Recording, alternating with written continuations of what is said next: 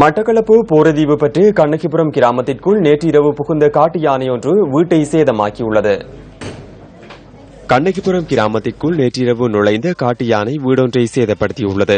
வீட்டில் உறங்கிக் கொண்டிருந்தவர்கள் எந்தவித பாதிப்புமின்றி உயிர் தப்பியுள்ளனர். 12 மணியும் சத்தம் கேட்கையும் பார்த்தோம். யானை வந்தது பக்கத்துல. அப்புறம் நாங்க யானை வந்து கை போட நாங்க கத்திட்டு 3 புட்டையிலும் நாங்கள் படுத்தினாங்க. அப்புறம் நாங்க எழும்பிட்டு ஓடித்தனாங்க அங்க கத்திட்டு. அப்புறம் அங்க போய் கிடந்து கத்தி சத்தம் போட்டு நாங்க யானை ஒருத்தர் வரையும் இல்லை. அப்புறம் தங்கச்சி அங்க ஓலை எடுத்து வளர்ச்சி சொல்லி ஆக்களுக்கெல்லாம் சொல்லித்தான் வந்து ஆக்கள் வந்து மோட்டர் சைக்கிள் முறைதான். அப்புறம் யானை போய் மரம் திரும்ப வந்தது. திரும்பியும் கிடந்து கத்துனோம். மரம் திரும்பியும் வந்து நெல் வேக தூக்கிட்டு சாப்பாட்டுக்கு வச்சு நெல் எல்லாம். இந்த கிராமத்தில் யானையின் தாக்குதலுக்கு இலக்காகி 3 உயிரிழந்துள்ளமை குறிப்பிடத்தக்கது. கண்ணகிபுரம் கிராமத்தில் தொடர்ச்சியாக யானைகளின் அட்டகாசத்தினால் மக்களின் உடைமைகள் சேதமாக்கப்படுகின்றன.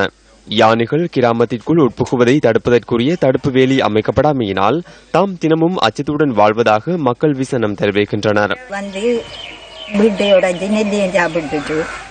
நீ அந்த பிள்ளைகளை தான் மோட்டைக்கு கொண்டு வந்து சார்ஜ் எடுத்ததுக்கு பிறகு போய் திரும்ப வந்து ஒரு அரிசி வெட்டி நெல்லி வைக்கல போட்டு கொண்டு வரணும். நெல்லி வெட்டி சாமான் அடுத்துட்டு போய் அதுகளை தான் வந்து தெரிஞ்சுட்டு 12 மணி நேரம் யானை வந்து அம்மாக்கள் தங்கச்சி வேணா கத்தி ஓடி வந்து அதுக்கப்புறம் தெரியும் எங்களுக்கு.